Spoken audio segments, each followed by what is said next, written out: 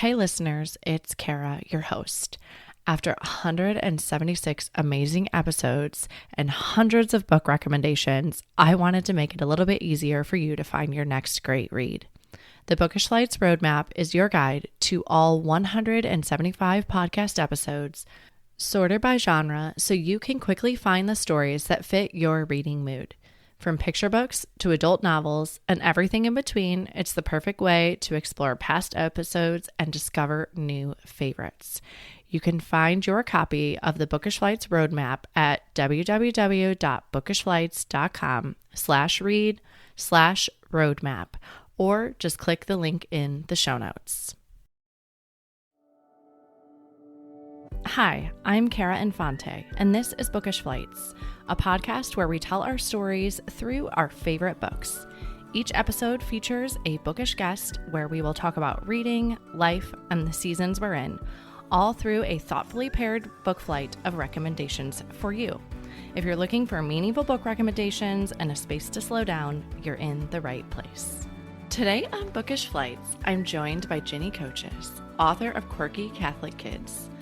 Through personal stories of faith and practical wisdom, Ginny encourages parents to see and celebrate the unique gifts of children who experience the world differently.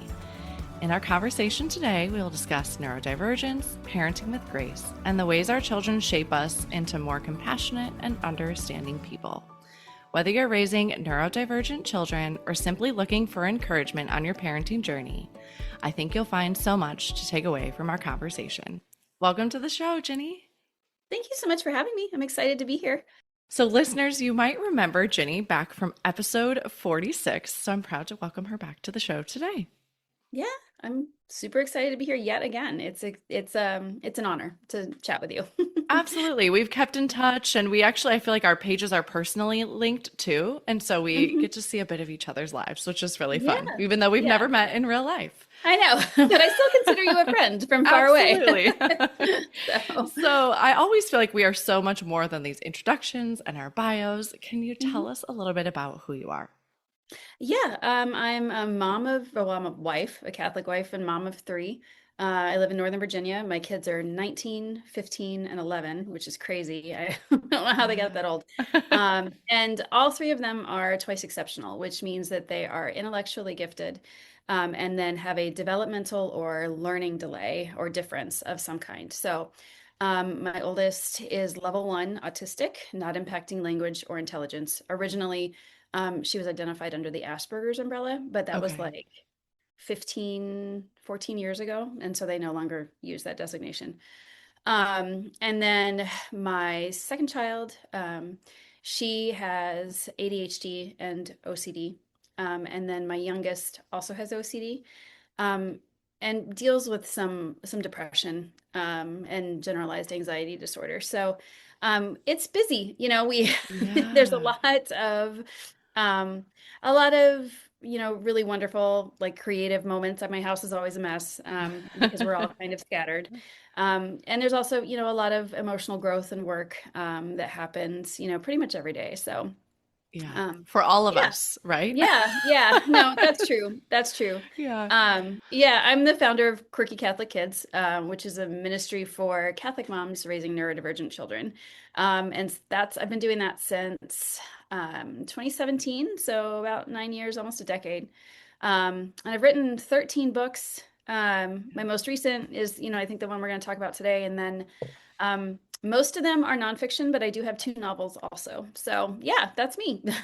Yeah, I was going to say when we chatted for episode 46, it was actually about your fiction novel. So I'm really excited to turn the page a little bit, and we'll talk about your nonfiction, your latest, called Quirky Catholic Kids. And before we go there, though, I imagine you're writing a lot of this from personal experience, as you've said. And so at what point in your journey did you realize, like, I want to take all that I'm learning and give this to others? Because in that busyness of life, I can't imagine that was an easy choice either. Yeah, I think probably around like 2017, when I had, actually maybe 2016. So my kids at that point were 2, 6, and 10. I was into my maybe 3rd year of homeschooling. And it was hard because My middle child had not yet been diagnosed, but I knew there was something going on. I had untreated postpartum depression, which, can last a long, long time. Yeah. And then I have my own neurodivergences. I'm also ADHD, and I do deal with depression and anxiety. And I was just at a point where I felt very much alone. Because I think, when you grow up Catholic, I'm a cradle Catholic. I went to Catholic schools. um, I had this idea in my head of how my motherhood was supposed to look, Yeah. and it was not at all what I thought. We were a family, our parish had like huge, huge families, like filling up the pew, and Yeah. like stair steps, Yeah. like a kid who's 10, 9, 8, 7, 6, 5. I mean, Yeah. and here we are with like three who are all 4 years apart, and we can't, sit like peacefully in the pew and pay attention or even just like make it through mass without somebody having a meltdown. Um, and I've always been a writer. I mean, I originally was an English teacher. That was what I did by trade. Okay. And then I have a master's degree in teaching writing and literature, and I've always loved to write. So I started writing my own experiences just kind of in like a blog format because that was, the big thing back then. And when I shared some of what I was writing just on my like personal social media, um, it became really clear that I was actually not the only mom who was raising kids who were just absolutely unique and unrepeatable, you know? Yeah. And how Um, isolating that feels when you yeah, when you feel yeah, like you are the only one, and it's scary to open up. There's the it is. It vulnerability is. to that. It is, but I needed to like get it off my chest. I Yeah. needed to get it out there. So once I started doing that, that is when the light bulb kind of went off, and I thought, you know what, I've learned a lot. I mean, I'm still learning a lot every day. But I've learned enough, I think, that I can maybe help people, Yeah. with what I have been through and what I've learned. And then it just went from there. So, I think that's the ultimate definition of turning pain into purpose. And I don't know yeah. if pain is the right word to use there. I just know that that Oh yeah, is or the saying. discomfort or struggle or, Yeah. suffering or yeah, challenge. Yeah. So, And turning it into a purpose for hmm. others and serving others and ministry is the perfect word to describe that, I think. So that's Oh, wonderful. thanks. Yeah. For Yeah. listeners that maybe haven't had a chance to pick up Quirky Catholic Kids, though, Mhm. tell them a little bit about the book, please. Yeah. So it is basically a primer. When the opportunity kind of fell into my lap. For most of my career as a writer, I have been an independent publisher. I've kind of done it under my own imprint. But I ended up getting an email about something else from an acquisitions editor or from Sophia Institute Press. And, I answered her question and then, because it was completely unrelated. And I said, if you ever want to talk about the work I do at Quirky Catholic Kids, let me know. And she Yeah. responded, and which I never in a million years thought she would, and said, yeah, actually, are you free tomorrow? I was like, oh, sure, let's talk.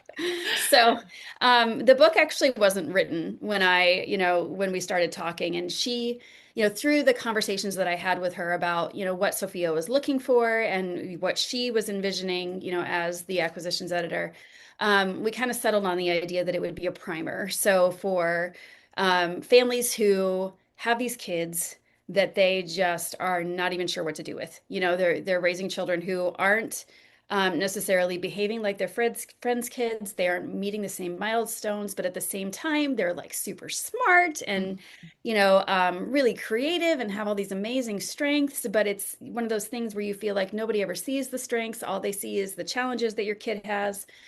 And so from that perspective, I decided to kind of make it a neurodivergent parenting 101 kind of thing. Yeah. So it's divided into two sections. The first one talks about mindset essentially for parents, because there's so many mixed emotions. There's a great deal of grief that comes with, your child getting a diagnosis. Even if it's something that gives you relief, it's still, Yeah. you begin to grieve that kind of idea of a normal, quote unquote, life, which there really is no such thing as normal.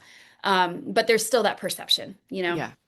and so there's that. And then also I address kind of the expectation of what it's like to raise a family in the faith, because there can be some attitudes, in Christianity and in Catholic parenting about, you know, how a child should behave.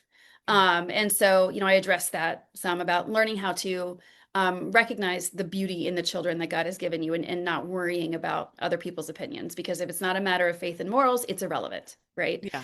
Um, and then the second section of the book is focused on practical application, different things that families face, from executive function, which is the ability to kind of order your spaces, your mind, your day. That's why a lot of really intelligent people, are very scattered, very disorganized.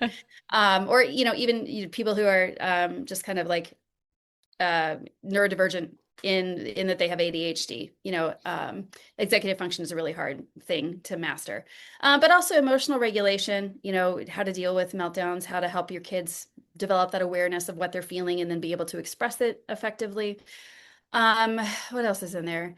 Screen time use, just all the different things, or friendship, faith formation, all the different things that as a family you face in a different way from others when Yeah. you're raising neurodivergent children. So, I loved it. I found it so helpful in the way, and oh my like you God. said, though, even those practical tips and being broken down that way, I was like, oh, well, that could probably help me too, Yeah, or my child. right, And right. it was such a wonderful read and a resource for all of us parents. So it's, Glad. yeah, and I like what you're calling it 101, because I'm like, yes, it was a great kind of just dig in a little bit and give us some Sure. info and practical tips right away, which sometimes I feel like you read these books and they're not always the practical application. So then you're like, Hmm. well, wait a minute, how do I implement this in my own Right. What life? do I do? Yeah. Right. Yeah. So it had Yeah. a mix of both, which was so wonderful. Oh, Give I'm us a glad. little peek behind the curtain of, so you had this email, this call, and then what was the timeline to getting it to publication then and being on the shelf? It was fast. Really? Okay. Yeah, Sophia, they move exceedingly quickly in Okay. like as far as publishing is concerned. Most publishing companies, it's like you talk, you work it out, you work out what you're going to do, you sign the contract, and then it's 2 to 3 years before you Yeah, see that's what I was going publication, to right? expect. Okay. Yeah, no, Sophia, they they're so fast. And that's one of the things that they pride themselves on is, being able to get books out quickly. So I signed the contract in March and the book came out, well, in March of 2025, and the book came out in February of 26. Wow. And you Yeah. still had to write it in there too. Yes, I did. I did. She was like, "When do you think you can get it done?" And this was like earlier before I signed the contract. It's still in March, but like a couple weeks before. And I was like, "June? June 30th?" Because I don't know. I'm ADHD. I have time blindness. I have no idea how long things are going to Yeah. take me, right? So I just said June 30th and I got it done. It wasn't Wow. easy because at the same time, like I was in the final edits for my second novel. So Yeah. I was desperately trying to get that out and then the manuscript to Heidi and yeah, so it was Oh, short. yeah. Oh my goodness. Wow. I was not expecting that answer. No, most people don't. When I was asking that.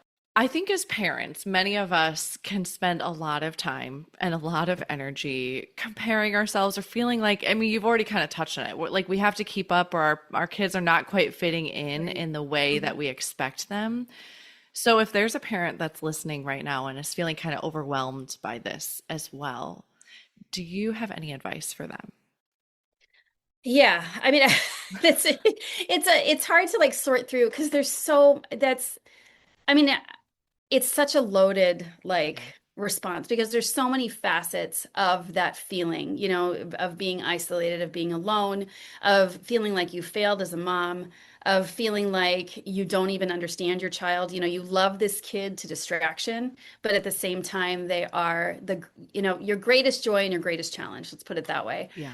And I think the truth that I would want people to know is that, typical and holy are not the same thing.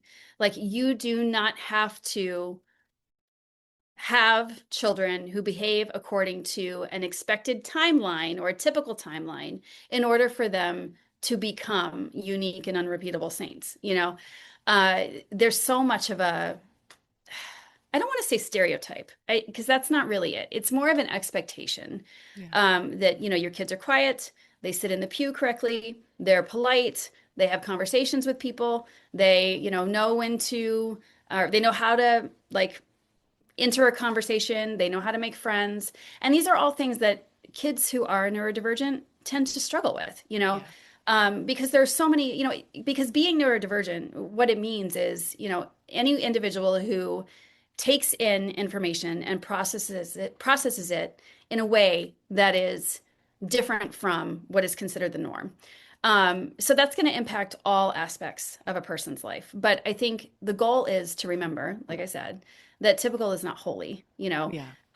they're not the same thing. And that, if you look at the saints, none of the saints were typical. Otherwise, they wouldn't be saints. So, Yeah. For the parent that, I'm thinking of even myself, that there's times that I'll struggle with my faith in those questions hmm too. hmm And you wove faith into your book so beautifully in a practical way, but I feel like sometimes there are difficult seasons to do that. yeah. You apply faith to your life as well. And do you have any practical tips for us in doing that in those difficult seasons?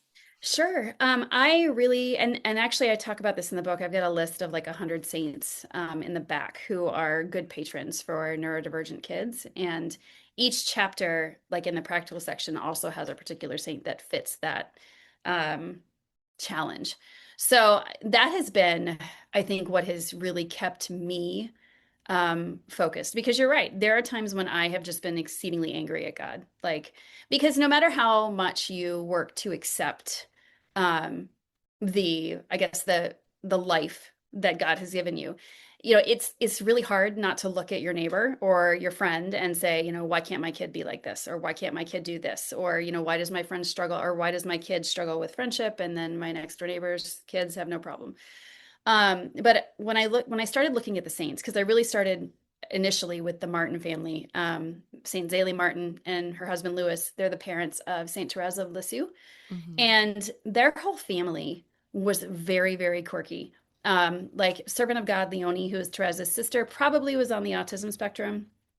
Therese had an anxiety disorder. I mean, I can't diagnose it, but that's what it looked like. Yeah. Zaylee too, she wrote, I think the quote that really drew me in was she was writing in a letter about how, the day has just been terrible, terrible, and if it goes on this way, I'll be dead by the evening. And I was like, a saint wrote this, And that was my first kind of like, Yeah. oh my gosh. So the more I dug into who the saints were as people, and what they experienced as far as how their brains worked and what their lives were like, that is what has kept me focused. Because, in my mind, if those people have gone through so many of the same challenges that we've had and then become so intensely holy, and served God in such a profound way, Yeah. there's definitely hope for us too. So I have to remember what God's ultimate plan is, and that I'm not always going to understand it in the moment, but that He knows best and He's got us. Yeah. I also kind of think along those lines a lot in the struggles of like God is shaping us throughout hmm our life. He's sending us scenarios or different things to help us grow and to become more Sure. holy. And Yeah. without being pushed or challenged to do that, we probably wouldn't. So I hmm also think like, okay, God, I'm not sure what you're trying to teach me today, Right. but I just give me the grace to hold on. Like, Right. yeah. Right. Yep, for Because it sure. can be so in the moment to moment and the busyness and just in the day to hmm day, it can be Yeah. challenging. Yeah, absolutely. It can. I love the saints as well because they give us that practical, like, okay, I can do this too. So hmm to your reiterate your point of that, Yeah. they did They're it, pretty so we can amazing. do it. It gives us, Exactly. yeah. Yeah. And if she felt like she was going to be dead by this evening and I felt that too, then obviously there's hope for me. So, yeah. Absolutely. Yeah. Well, you offer a ton of practical hmm strategies. And I guess this might be a challenging question because I was going to say, is there maybe a few small changes you could suggest to us, but it could be different, I guess, in what we're dealing with? Yeah, no, I mean, I think there are a couple things. One of the things that has been key for me is learning how to respond to my kids instead of reacting.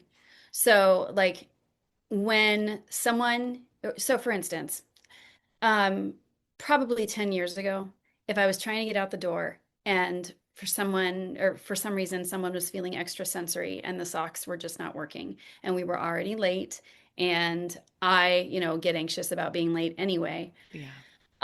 I would lose my mind. Like I would, we go through like the first sock change. Okay, I'm all right with that. The second one, and Yeah. then by the time we get to the third pair of socks and it's still not right, I am coming unglued. But I've learned that I have to pick my battles.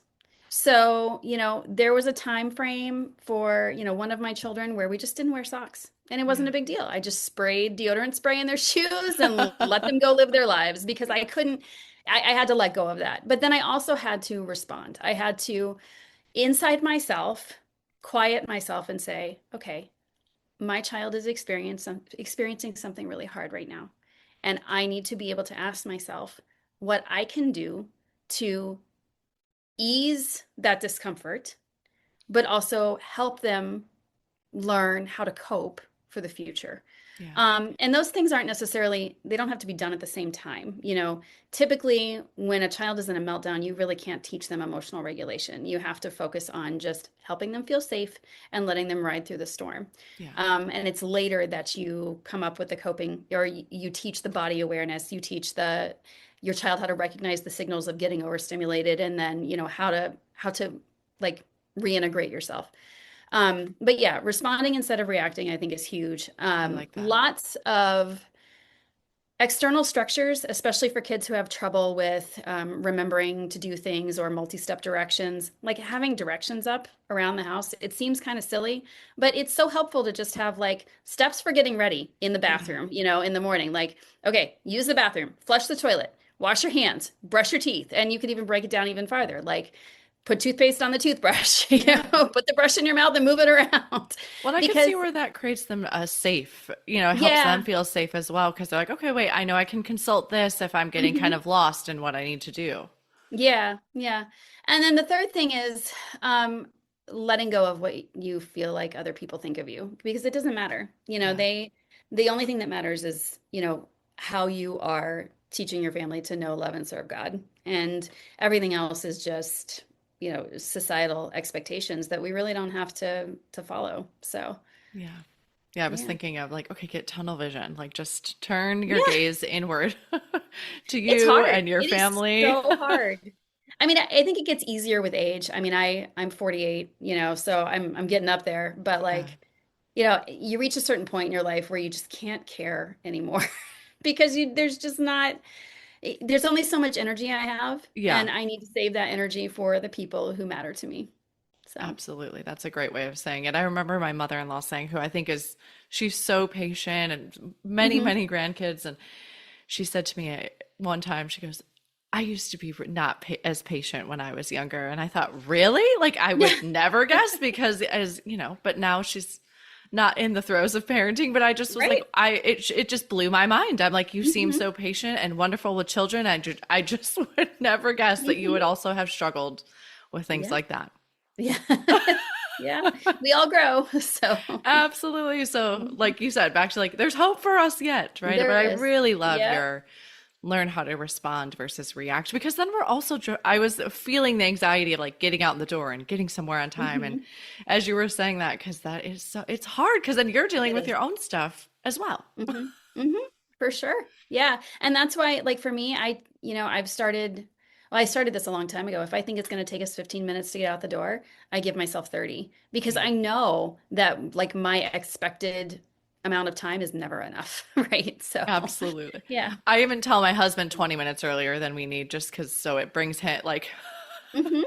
Yeah, for sure. so I'm like, what would we, Hmm.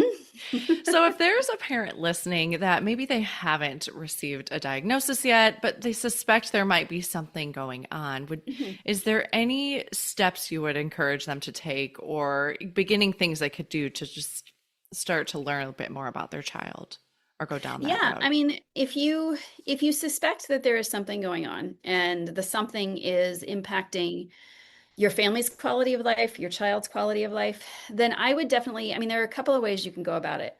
Um, if you live in the United States, then you are entitled to, if you qualify, like based on the school, Hmm. you can get an evaluation through the school system, even if Okay. you are in a private school, even if you are homeschooling.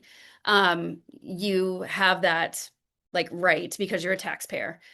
So you can go through the public schools, you can reach out to your base school, or if your kid is in school, you can just reach out to your counselor Okay. at that public school and say, I have some concerns. They'll have you submit like, I don't know, in Virginia, it's called like a multi-purpose referral form. So they'll have Okay. you submit that, and then they will convene an initial screening committee where they'll kind of look at all the different pieces of evidence that you bring, and then they'll decide if they have enough of a reason to perform a psychoeducational evaluation, Okay. which they typically will only do if your child's challenges are impacting their ability to access the curriculum.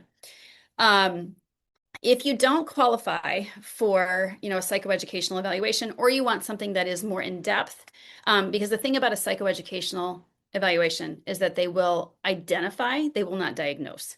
So Okay. I mean, there's a fine line between the two. You can still Interesting. use, the psychoeducational evaluation results for, getting services even at the university level. But you won't have a diagnosis. You'll just have an identification. Okay. So the other option is to, you can talk to your pediatrician and get referrals for um, a neuropsychologist. Typically, a neuropsych will give you like a full, like complete evaluation, which is really great because it gives you your child's like full picture. Yeah. Or you can go to, just like a psychologist or a psychiatrist and get an evaluation. Sometimes different counselors will do it. You can even contact your local university and see Okay. if their graduate students will do evaluations. And that is sometimes Okay. a way to do it at a lower cost, because if you go the private route, it can be a little bit more pricey. Yeah. So, yeah, I mean, my general recommendation is to, well, and I forgot about this. Sorry, my brain's all a jumble. Again, if you're in the United States and your child is under the age of 5, you can contact Child Find, Okay. which is like an early intervention screening program. And they will come and sort of just review your child, observe, and then if they see something, they will give you like next steps. So, Okay. yeah. One follow-up question. So when you say it, like if you were to go the private route with psychologists or psychiatrist, and I feel like there's a lot of in other specialties of medicine, there's like the pediatric dermatologist. Do you Yeah. need to look for someone that specializes in pediatrics, or can you go to really anybody in that realm? You can go to a developmental pediatrician. Okay. They will also do evaluations. And I think I mean, yes, you will want to see when you look them up if they see just adults or Yeah. if they see children's, teens, and adults. Okay. Most of them do. A lot of people go through like their main um, city hospital, like Okay. Children's National in DC, Johns Hopkins, Sure. at least in my area. Okay. But you don't have to, do that. You can go through just a regular private practice. Wonderful. Yeah, Well, what did you learn about yourself through writing this book? I know you've written many books, but this kind of took you back to your roots, it sounds like. I But did. yeah, what did you learn about Yeah. yourself? Gosh, I don't know. I mean, probably that um, I guess I've had to face a lot of realities about myself, that I maybe kind of tried to sweep under the rug, like my own imposter syndrome, Mhm. feeling like I'm not, like, who am I to even be doing any of this, right? I don't Yeah. have a degree in psychology. I'm not I'm just a mom. I'm a Mhm. mom with a master's degree in the humanities. you know? Um, but so that's been hard. But I mean, granted, I've done a lot of research and lived experience, 20 years worth of it is a lot. Yeah. And I think I've learned that I tend to, part of this is my ADHD. I think I put things off until the very last minute, and because I am worried that I won't do it right. Mhm. So I've had to, and I've learned this with other books too. Yeah, I've had to learn how to just kind of write the crappy first draft and get it done, and Yeah. then go back and deal with the mess. Because I can't. it's like a sandcastle, right? You can't build a sandcastle unless you have the sand in front of you. So getting through that and just putting the sand down on paper was Yeah. huge. So, Yeah. yeah. Absolutely. If you want readers to take away one thing from Quirky Catholic Kids, what is your hope? Um, I think I keep going back to the reminder that, typical and holy are not the same thing. Because I think so many people expect their children to be normal, and that is the only way to fulfill the calling that God has given them. And it's obviously not the case. So, Yeah. um, but also, helping families understand that, they are absolutely the right people to raise their children, and that Mhm. those doubts that whisper, you can't do this, you're a failure, they're not of God. So being able to put those aside and say, obviously, God doesn't make mistakes. He knew what he was doing. He gave these kids to me. So, you know, I am capable. He's going to equip me, right? Yeah. I just have to, not I just, I need to lean on him, and I need to keep learning and doing the best I can. And sometimes, the best you can is enough. So, Yeah. That's beautiful. Thank you so thanks. much for sharing that. Yeah, absolutely. Let's switch gears a little bit and let's talk about who you are as a reader. So, what genres Okay. do you enjoy reading? I am I'm a huge fiction nerd. I mean, I wasn't for a while. I kind of stopped reading like when I was in the thick of having kids, but now I've gone back to um I love women's fiction. And I really actually enjoy young adult, Yeah. strangely. But I'm not into like fantasy or romantasy. That's not my thing. But it's more coming of age. I really Hmm. enjoy women's fiction, romance. But I'm really choosy about what I read because I want to make sure that I'm reading things that are appropriate. So Yeah. I have to I have to be Not careful. diving off the cliff a little bit. Yeah. Yeah.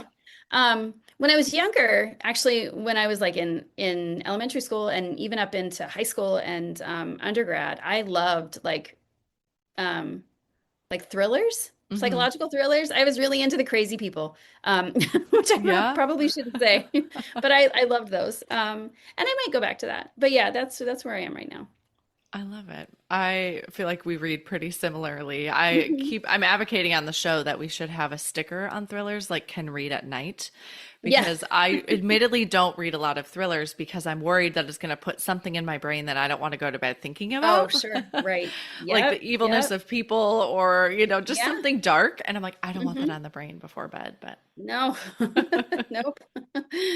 No. so you have brought three books with you today in the form of a book flight. Can you tell us Yes. how you chose these books? So one is by a priest who, is currently living, so he's not a saint yet. Yeah. And then the other two are by saints. And I wanted to bring something to the table that was both Catholic and neurodivergent focused. So that's what I brought. Do you want me to go ahead and give Yeah. you the, yeah? Okay. Perfect. What's the first one? So the first one is Saint Hildegard of Bingen's Physica, which is she is a medieval saint, a mystic, very, very quirky in her own right. Her parents, like at least, reading what like historically is available about her, her parents thought she was kind of a weird kid, and they Okay. would just like send her out into the garden because they were like, just go outside, we Yeah. don't really know what to do with you. And but she was incredibly brilliant. And really, she was kind of the queen of hyperfocus. She would really get into a topic and then explore it to its end, that she could find. So in Physica, she actually has, compiled a list of like medications and health treatments, and it's basically a book on health and like spirituality and how those two Wow. things work together. So um, it's really interesting. I actually gave it to my daughter because Hildegard of Bingen is her confirmation saint. So Okay. I gave it to my oldest daughter for Christmas one year, and she reads it. And then, she will like at the dinner table, somebody will say, "I have a headache," and she'll be like, "Do we have any?" Like, and she'll lift off some plants. And we're like, "I don't know. I don't know if we have that." Yeah. Do they You still have know? those plants today? Yeah, I mean, and if they did, I mean, if they do, they're in Europe Yeah. because Hildegard is from Germany, so I don't really know. But it's been great. No, it's a great book, especially just to look at the way medieval culture was at the Yeah. time. She was a sister. She was a nun. So she does definitely have that spiritual aspect. But there are so many books by her. She actually also did music. So she composed like what do you call it? I'm drawing a blank. Religious music that you would use in mass. Yeah. So she's got a large body of work. So Physica is just kind of like the first one that pops up, that most people are aware of. So that's Yeah. the first one. Yeah, I love that. So it's to say Physica by St. Hildegard of Bingen. Yeah, yeah. Yes. And then what's the next one? Okay, the next one has a really long title. It's A Call to Deeper Love. And then the rest of the title, which I can never get right, so I'm going to have to actually read it because I always get it wrong. It's A Call to a Deeper Love, the family correspondence of the parents of Saint Therese of the Child Jesus from 1864 to 1885. And these are the compiled letters of the Martin family. So of Saint Zélie, who was the mom, and Saint Louis, the dad, to each other. And it's a beautiful, beautiful picture of Catholic family life, but also Catholic family life when you were raising children who do not fit the standard mold of what you're supposed to expect, right? So it's definitely beautiful. And then if kind of this is like a mini connection to this book, Story of a Soul by Saint Therese, Yeah. who is their daughter. That's another one that kind of goes along with that. Um, and then finally, I really like God Loves the Autistic Mind by Father Schneider.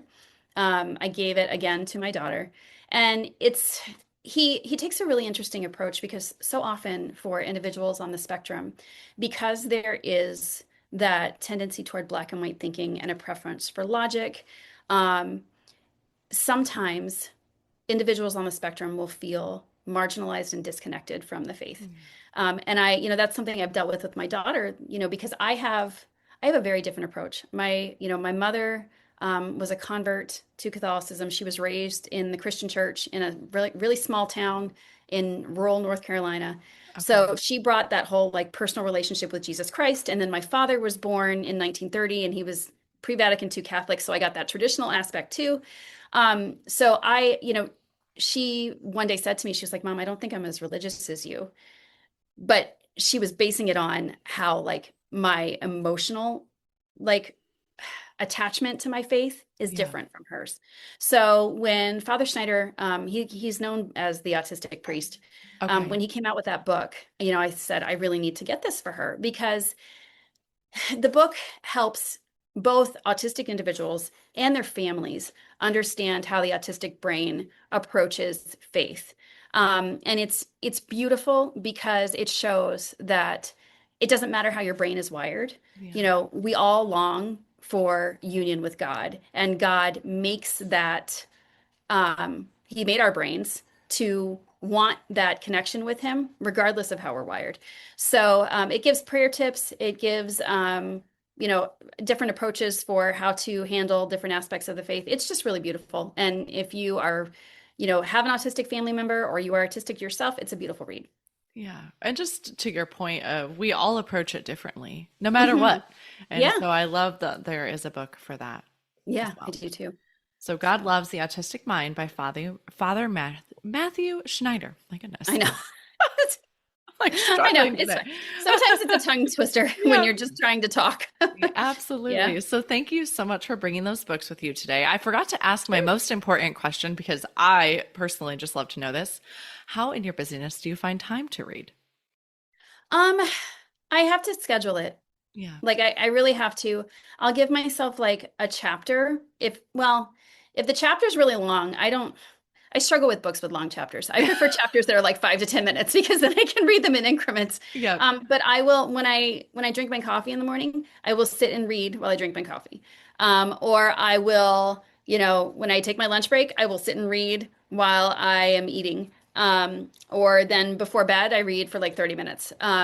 Usually when I'm getting my youngest down because he's still he's 11, but he still needs mom to be present just because of his anxiety and just who he is. So, All my kids, my husband and I still do the same. We switch. One does the boys, one does my daughter, and then we swap who does who.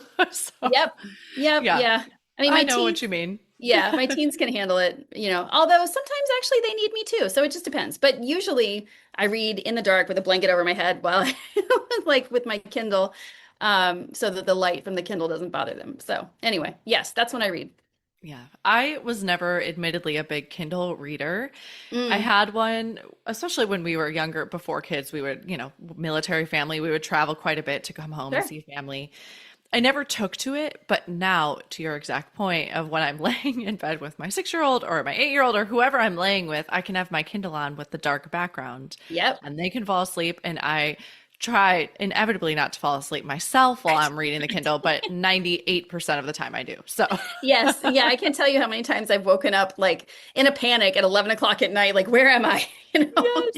And I'm laying next to my 11-year-old or underneath him because he rolls over and I'm like, pinned down. But yes, I get that very Yeah. much. But the Kindle Yeah. it is amazing. And speaking of, we're talking so much about parenting today. It is a great resource as a parent. It And is. I remember, nursing babies and I could have the Kindle on and I could get them to sleep because I'd have the Hmm. Kindle. But so I'd always have it wherever I knew I was going to be with the baby. Hmm. So it's also really Yeah. helpful in that season too. Yeah, it is. It is. And you can adjust the print so I don't have to use my reading glasses all the time. So it's handy. It's Yeah. wonderful. So, how I love to end our show is with a speed round of questions you can answer really quick. Was there a book about, whether it's about parenting or not, but that made you feel particularly seen in your journey as a parent? Ali Sheedy Kurchinka's The Spirited Child.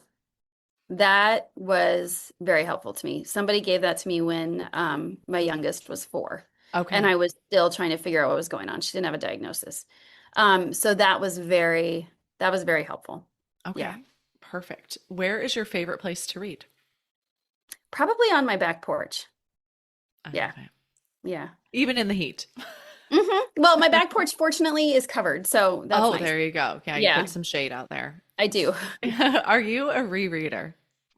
I am actually, especially if it's a book that I really, really love. Like I first found Emily Henry through her young adult books. Yeah. And so her book, A Million Junes, I've read like 5 times. Oh, see, So it's my favorite. I think I've only read her adult novels. Like you said that, I'm like, Yeah. I didn't even know she wrote young adult A lot of novels. people don't. Yeah. Yeah, a lot of people have no idea, but that's how she started. She wrote Wow. three young adult novels. And Okay. then she had a real long period of like writer's block and then came out with Beach Read. And then Okay. that kind of exploded for her. So she took Wow. off I from there. had no Yeah. idea. Yeah. I kind of feel like I knew her when, but that's weird because I don't know her at all. But yeah. Yes. So Lastly, what are you reading next?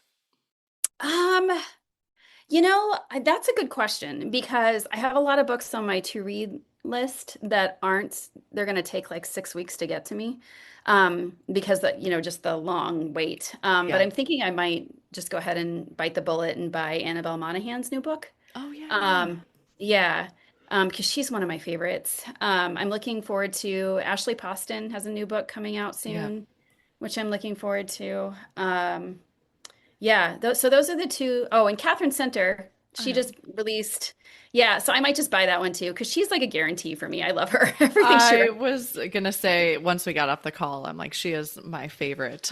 Yeah. She always has a book come at the early part of the summer, and it is the book Hmm. that I look forward to every summer. Hmm. So, And I'm trying to save money, but I don't think I might just spend the money. yes. So, yeah. Wonderful. Well, thank you so much for coming on the show with me today. I Yeah, know your thanks for time is having me. precious, and I appreciate all you've given me. Oh, same. Absolutely. Thank you so much. You're welcome. Thank you so much for listening to this episode today with Ginny Kochis, including her book flight of books featuring neurodivergence and the Catholic faith. We'd love to hear what other books you'd pair with this book flight at bookishflights.com. If you enjoyed the show, please head over to Apple Podcasts and leave a review. Your review not only helps the show, but it also helps the podcast to reach others. Make sure you are subscribed on Apple Podcasts or Spotify to make sure you will not miss an episode. That's it for today. Thank you so much for listening. As Emma Thompson said, I think books are like people in the sense that they'll turn up in your life when you most need them. Cheers to you, dear readers. Until next time.